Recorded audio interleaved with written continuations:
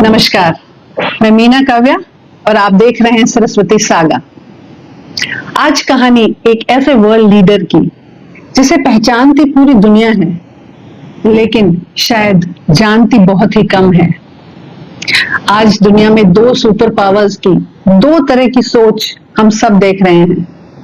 एक तरफ यूएसए, जिसके जो प्रेसिडेंट हैं वो अपने हर डिसीजन को, हर स्ट्रैटेजी को, हर निर्णय को करने से पहले पूरी दुनिया के सामने ट्विटर पे या सोशल मीडिया पे जाहिर कर देते हैं। दूसरी तरफ दूसरा सुपर पावर रशिया, जहां पे कई काम हो जाते हैं और उसके कई दिनों तक दुनिया को खबर भी नहीं होती कि क्या हुआ। व्लादिमीर पुतिन, दुनिया की पॉलिटिकल सतह पे शायद ये नाम आज सबसे ऊपर में से एक हो, लेकिन उनकी जो सोच है, उनकी जो स्टाइल है, उसके पीछे एक और शख्स उनके अंदर छुपा हुआ है, जिसे दुनिया द केजीबी गाय के नाम से जानती है। ये सिर्फ एक लेबल नहीं है, ये उनकी रणनीति, उनकी राजनीति को समझने की एक चाबी है। ये कहानी है एक ऐसी पर्सनैलिटी की जिसे लीड करने के लिए, प्रभाव बढ़ाने के लिए और अपने हिसाब से शर्तें तय करने के लिए ट्रेन किया गया, जिसके लिए डरना सबसे बड़ी कमजोरी थी और ताकत सबसे बड़ी सुरक्षा। इसी केजीबी की ट्रेनिंग की वजह से आज तक वेस्ट स्ट्रगल कर रहा है व्लादिमीर पुतिन को कंट्रोल करने के लिए। कुछ ऐसी बातें जो केजीबी के दौरान व्लादिमीर पुतिन ने देखी और जिसने उन पे एक अमिट छाप छोड़ी, और उनकी वो पर्सनालिटी जो आज हम देख रहे हैं वो उभर के आई, उसकी चर्चा करने से पहले कृपया वीडियो को लाइक करें, चैनल को सब्सक्राइब करें और कमेंट करके जरूर बताएं कि वीडियो आपको कैसा लगा। पुतिन को समझने के लिए हमें थोड़ा सा केजीबी को समझना होगा। केजीबी कोमिटेट गोसुदार्stvenoi बेजोपाशनोश, यानी कि रशिया की, यूएसएसआर की सीक्रेट सर्विस एजेंसी, जिसका खौफ उस जमाने में पूरी दुनिया में था। हम भी जब कॉलेज में थे और नॉवेल्स पढ़ते थे जासूसी की, तो सबसे ऊपर नाम जो आता था वो था केजीबी का। आज जैसे इजराइल की मोसाद है, वही एक रुतबा किसी जमाने में यूएसएसआर की केजीबी का था, और उसी में 16 साल तक काम किया व्लादिमीर पुतिन ने। लेफ्टिनेंट कर्नल की पोजीशन तक वो केजीबी में पहुंचे।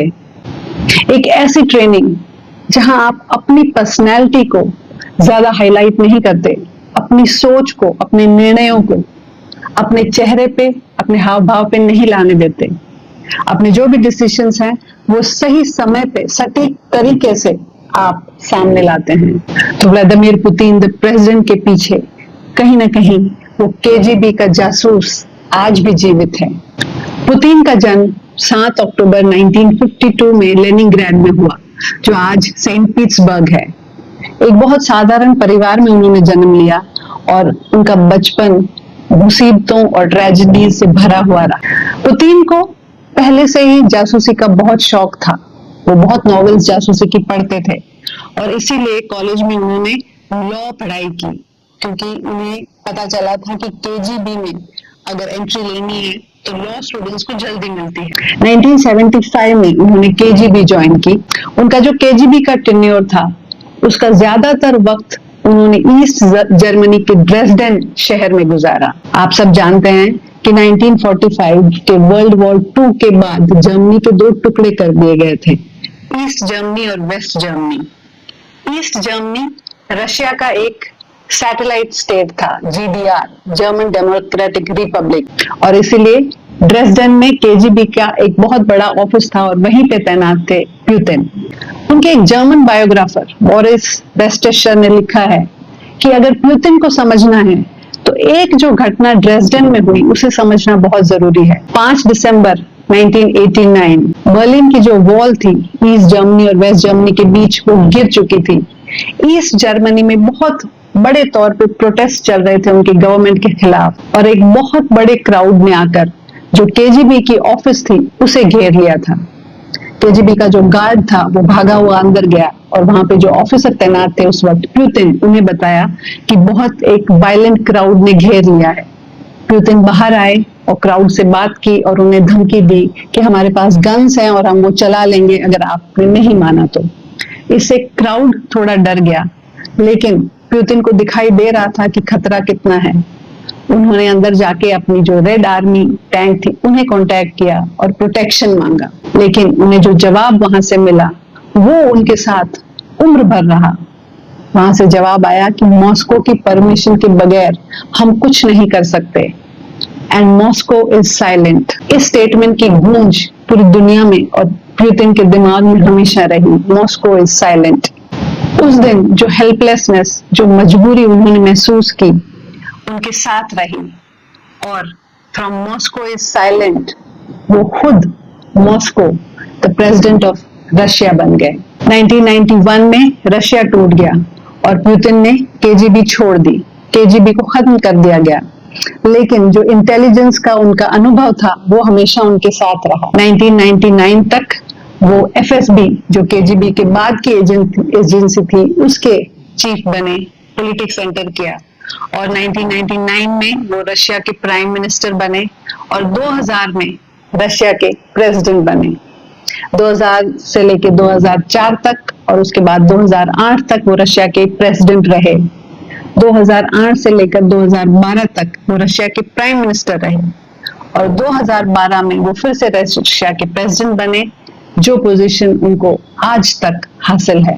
पुतिन का गवर्निंग स्टाइल सीधे सीधे केजीबी से इंस्पायर्ड है। जैसे सेंट्रलाइज्ड पावर, हर मेजर डिसीजन उनके कंट्रोल में होता है। फियर एंड लॉयल्टी, जो उनके साइड में आए उसे इनाम और जो अपोज करे उसे खत्म कर दो। नैरेटिव कंट्रोल, मीडिया प्रोपेगेंडा के थ्रू वो अपनी एक स्ट्रॉन्ग मैन इमेज हमेशा बनाए रखते हैं।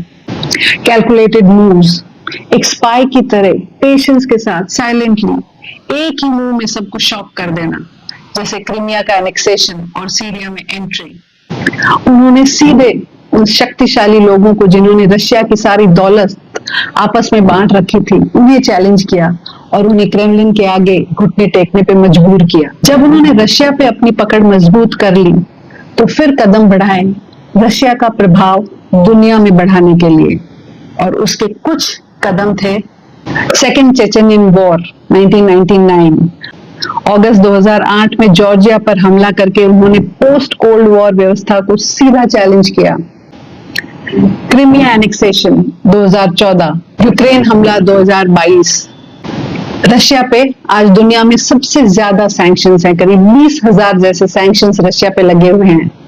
लेकिन इसके सामने घुटने टेकने की बजाय उन्होंने अपनी इकोनॉमी का रुख मोड़ दिया। वॉर की जो मिलिट्री प्रोडक्शन है उस पे जोर लगाया। नॉन वेस्टर्न जो पावर्स हैं उनके साथ नए अलायंसेस बनाने में रशिया लगा हुआ है। आज भी बगैर झुके खड़े रहने के पीछे प्रेसिडेंट पुतिन की वो केजीबी की ट्रेनिंग है, जो उन्हें स्ट्रेटेजिकली सोचने की ताकत देती है। और इसके पीछे उनके विशाल एनर्जी के रिसोर्सेज जो रशिया के पास हैं, उनका न्यूक्लियर आर्सेनल, जो न्यूक्लियर पावर उनके पास है, जो परमानेंट सीट यूएन में उनके पास है, जो वेटो पावर यूएन में उनके पास है।